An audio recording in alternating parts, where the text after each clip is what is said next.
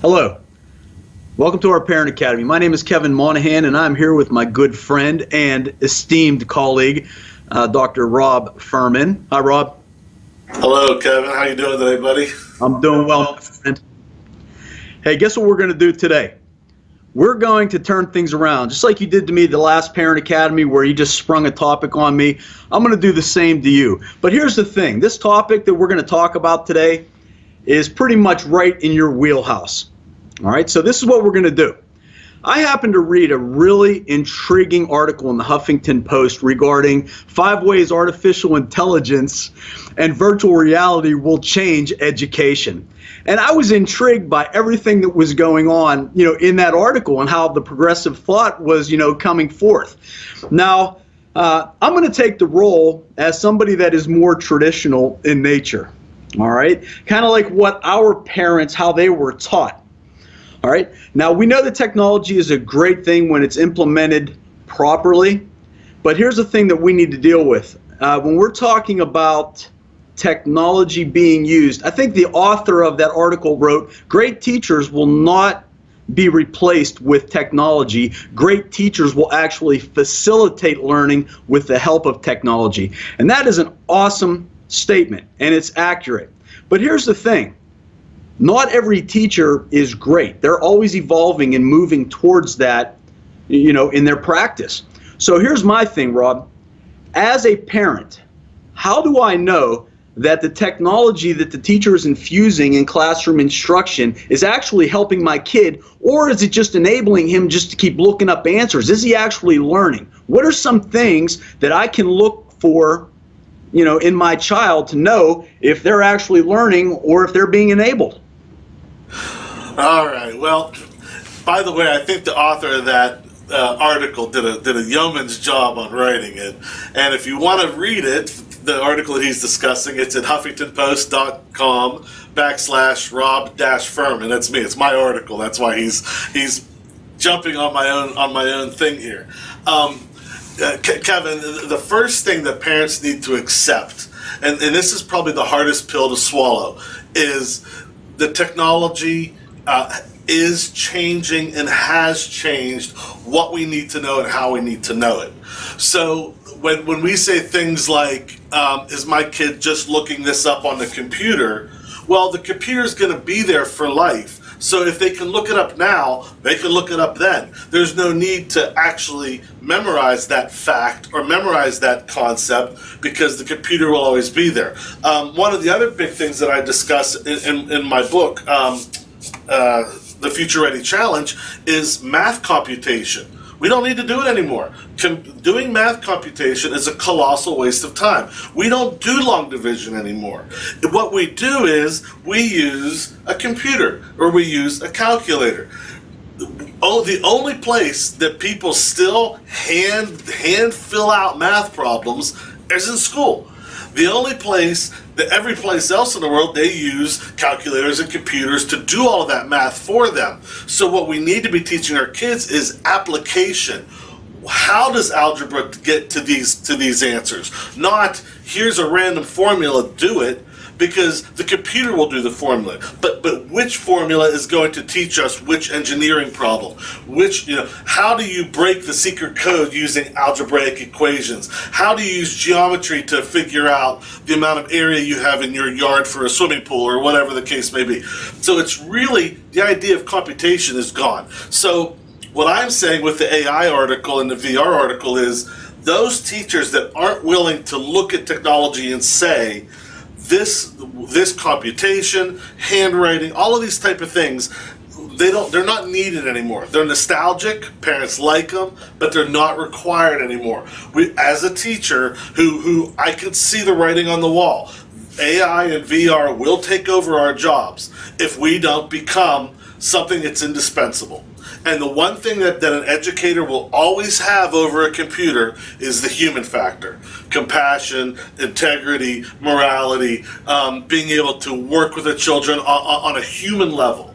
So the teachers that take all of this technology and take the artificial intelligence and take the VR and infuse that human element into it, those are going to be our master teachers. And everybody else who are the traditional teachers, they're going to fall by the wayside because it's going to be cheaper, it's going to be 24/7, and it can be done like that. So if you are a teacher who's already working with this technology and putting the human element into it, you're going to be awesome. You're going to be the teacher we all need and love. If you're a teacher that's still doing worksheets and lectures, you're gone. You're going to be gone, because I can do that exact same thing with a computer right now just as easily.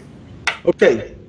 All right. In our field, though, Rob, we're all about customer satisfaction, brother. And what needs to happen is, how do we go about communicating this concept to the parents? Because in the role that I'm taking right now, as somebody who was raised a certain way, I think that the students need foundational information. They need to be able to recognize if that equation that they've put in is wrong. I think a lot of times as a parent, I'm thinking, they plug these numbers into an equation, but do the students really understand what that equation is for, and can they actually recognize when the answer that they are getting is completely wrong? Right, and a lot of this has to be very much what we're doing here, Kev. We need to educate the parents. So we need to have, and I've always wanted to have a parent conference where parents could come in, because teachers are getting all this information and they're making choices of how they're going to change their teaching techniques. We really should be doing the same thing for parents, because the parents need to understand and be educated on what's critical and what's not critical, and be able to sort of be shown the light of how this stuff works and how it's coming. And a lot of the things that I talk about, being a member of the World Future Society, we talk a lot about 10 years, 20 years down the future road. So what I bring to the table when I do those articles and I talk about those things, we're not talking about tomorrow. We're talking about 10 years from now. If you have a kid in elementary school, you're going to see these changes by the time they get into high school. Our seniors right now, when they were in second grade, there was no such thing as an iPhone, no such thing as an iPod, no such thing as Netflix worldwide. Blockbuster Video was still a place where you'd go rent videotapes. So look how much has changed just when our current seniors were in second grade. So our second graders this year, 10 years from now, when they're seniors and looking to go to college and get a job, what's it going to be? Automatic cars and self-driving cars, all this kind of cool stuff. So we need to educate the parents so that they understand what we're doing and why we're doing it. Because, I'm a 45-year-old parent as well. And if I wasn't knee-deep in all this kind of stuff, I'd be doing the same thing. Like, whoa, what's going on here? This is some weird stuff. But because I'm immersed in it, I understand it. But not every parent, obviously, would be. And again, that's why I think we have to continue doing these parent academies and things like this, because parents can listen to us and draw their own opinions on these ideas and read the articles and check out the resources, because times are changing. You like it or not, things are changing. We either are going to get on the ship or we're going to fall off, one way or the other. Go ahead. Well, here's what I think, Rob. I think that you and I were going to look at ways that are set up times for conferences for parents. And if anybody's watching, people that are watching this video, if they want more information on these conferences, or possibly if we're presenting, any seminars in the future, send us some information, send us an email, contact us by Twitter, and let us know if you're interested in finding out when we're going to be hosting these. And Rob, any last comments before I close? Yeah, Kevin and I are looking at creating a team presentation, Parent Academy, and we're looking at doing a couple conferences this fall. So teachers, if you're listening to this, stay tuned, and maybe you can come out to one of the conferences and hear us present. That's it. It was a good topic, buddy. I like that one. That was a good one. You got me on that one. That was good. But again, if you have any questions about it, by all means, like Kevin said, find us, and we will obviously be very interested in talking more about this.